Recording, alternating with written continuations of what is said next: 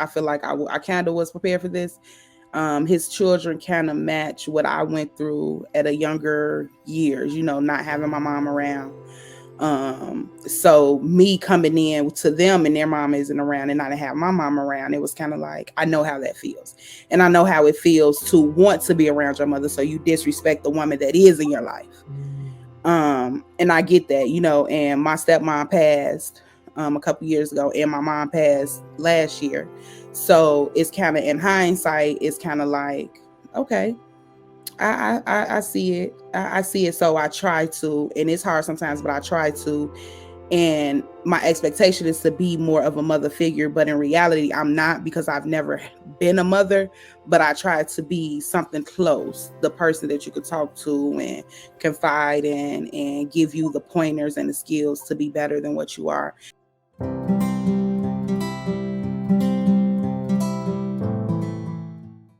Welcome to Off Center Podcast. I am your host, Leandria. This is a podcast for people like myself who are trying to navigate through this life of ups, downs, and of course, social media. I'll be giving you a look into my own personal battles, along with a wide range of guests who are willing to lay it all on the table. Let us know how they got through and how they're getting through. So join me every Saturday as we unpack issues, create community, and most importantly, keep it all the way real.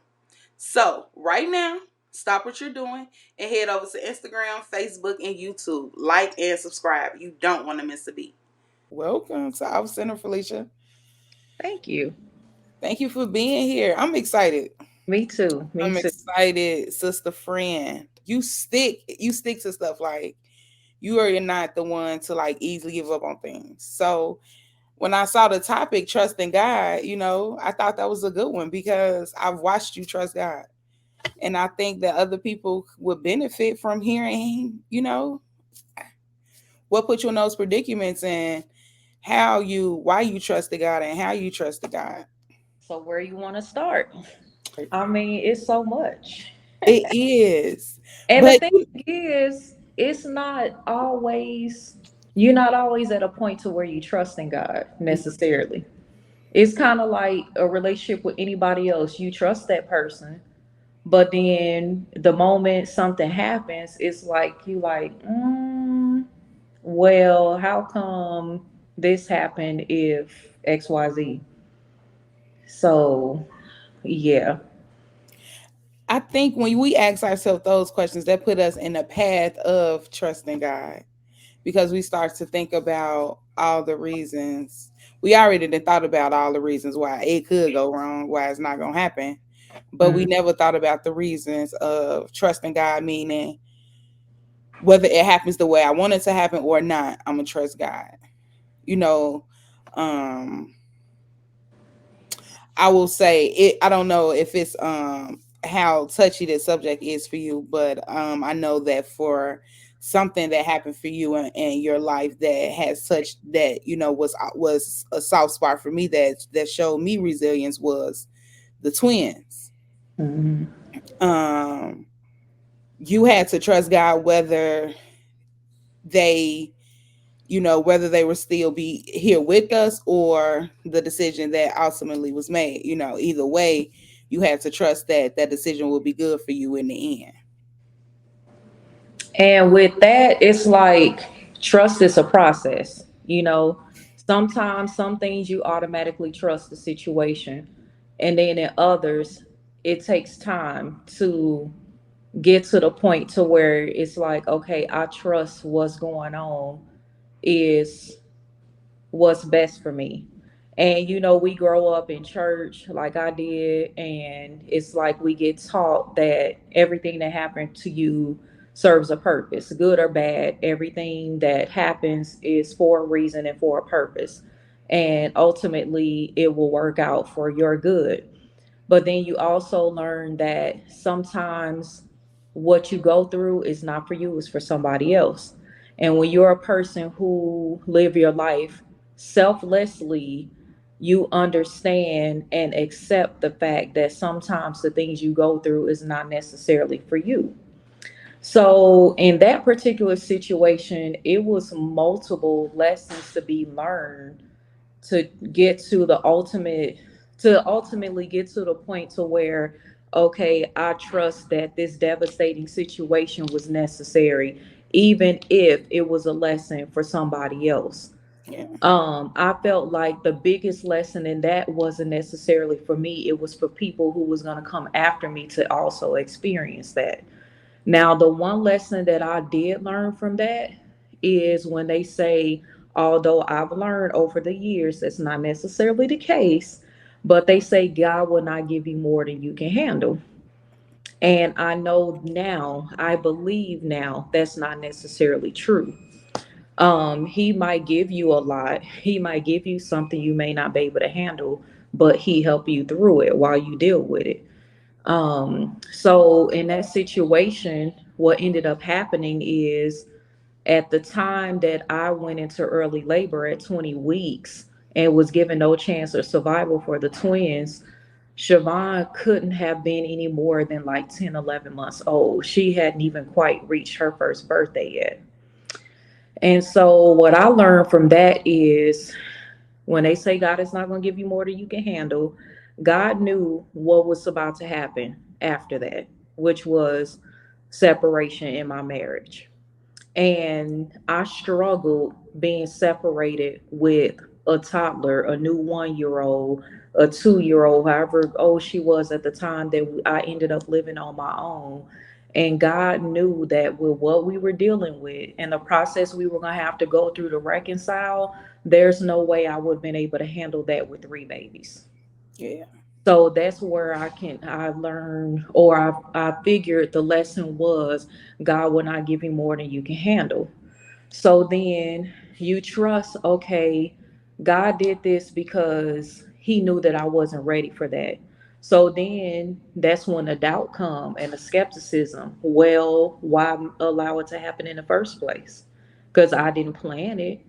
I didn't want this to happen in the first place. So why even allow this to happen in the first place?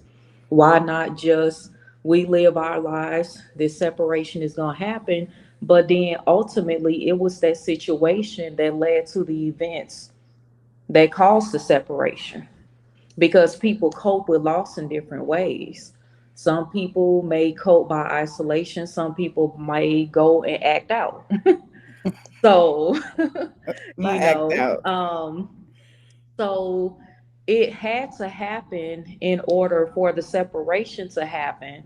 But then it also had to happen for me to help people who didn't think they would get through a loss like that, Yeah. who would only listen to someone who's been there before. You might go through something, and I know recently with the loss that you've experienced, you may not want to talk to people who haven't been where you've been.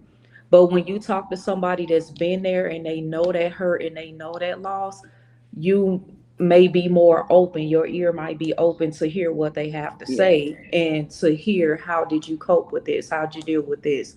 So the multiple conversations I had with a particular person in Bloomington at the time who was so frustrated at having her miscarriage and was tired of hearing all the religious advice and little sayings that people say when you go through loss and hurt. She wasn't trying to hear that.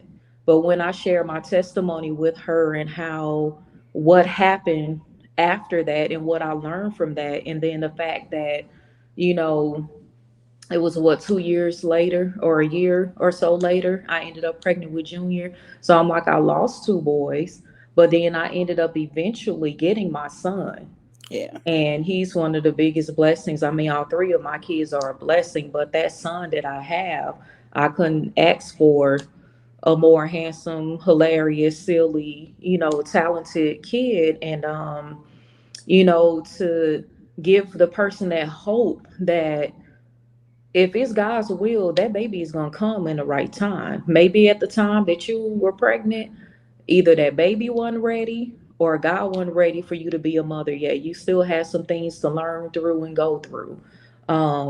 She was new in her marriage, just like I was when mine happened. And some people don't recover from that, or some people don't recover from being new parents. Sometimes people fall out when a new baby come. Yeah. And so who knows the reason, but for whatever reason, it wasn't meant then, but it's gonna happen when it happened, and it did. She got two little boys now, and it's like then there was another woman who went through the same thing, and it was just the same thing. Like my assignment was to be a witness and a support to people who had to go through what I went through, because I was the one that could relate. I had been there, I had overcame it. You never really fully, Yeah. completely 100% heal for something like that, but it does Yeah. get better with time. And once you see the lesson in the situation, you get more peace. The peace came when it's like, oh, okay, now I see why I had to go through that. Yeah. And that's then, once you see the lesson and you get it, that's when sometimes the trust come, because it's hard to trust God when you're in the midst of it. That's definitely a good point. And like to your point that God knows the ending of everything. And while we think we may need it or want it in that moment, Hmm. sometimes it's not for us.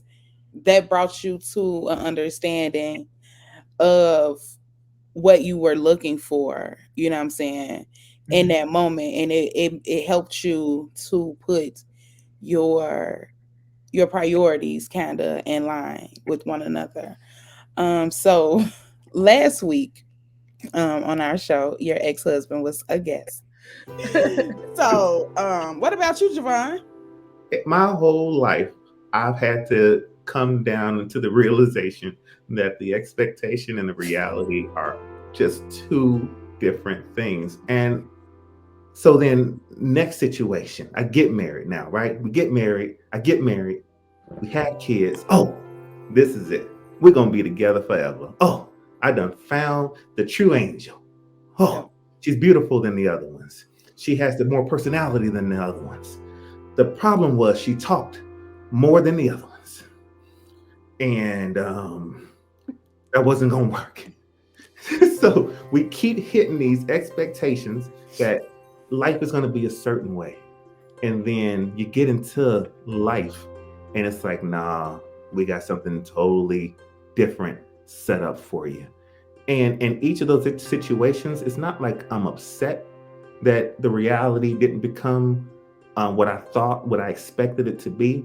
But I'm not going to lie, with each one of those knockdowns, it was just like you were saying earlier, Leandria, lowering that expectation. And to where now, if she got a job, if she looked decent, If if she she can got speak a job, English then did I mention the job?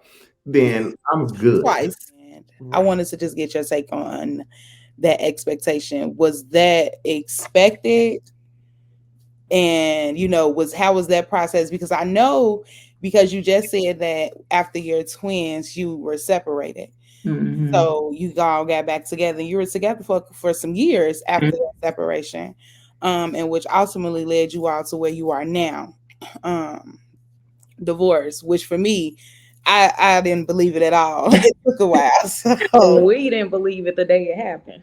but that had to take some trust, and like to trust in this, to know, like trusting God to say like, okay, God, the husband that I thought you gave me, you saying give him back, is what you saying, give him back to the streets, is that what you're saying? How did you deal with not doubting God after dealing with that?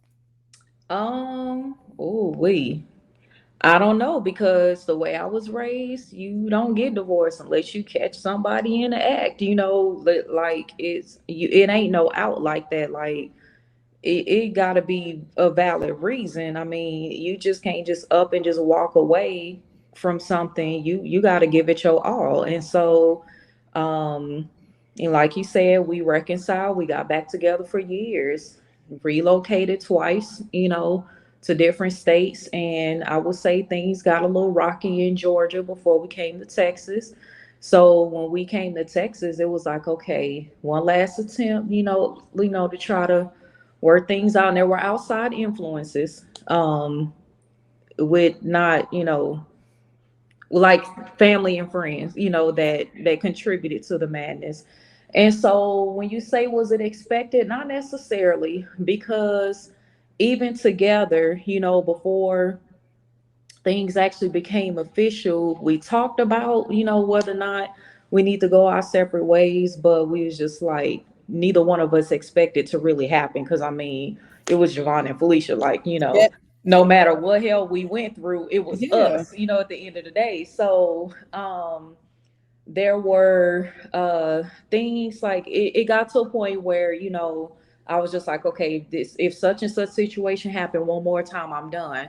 So the situation happened with outside influence, causing me to feel like I wasn't in my own home, that a lot of things that I just won't go into too many details. And so I was just of like, I'm course. done. And once I felt like I was done and it was over, it was like all bets are off. There are no more rules to this until we, make this official. You do you, I do me.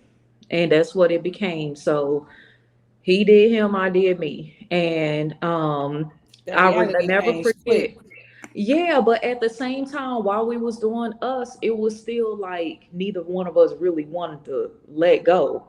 Hmm. So the surprise was for me when I went out of town. Well, I was supposed to go out of town with a friend that canceled on me last minute. And we were going, for a little girls' weekend or whatever. She canceled, and I was still going. And the ex-husband assumed that I was going to see somebody. And to my surprise, looking at the bank account, joint bank account, duh, I see a filing fee.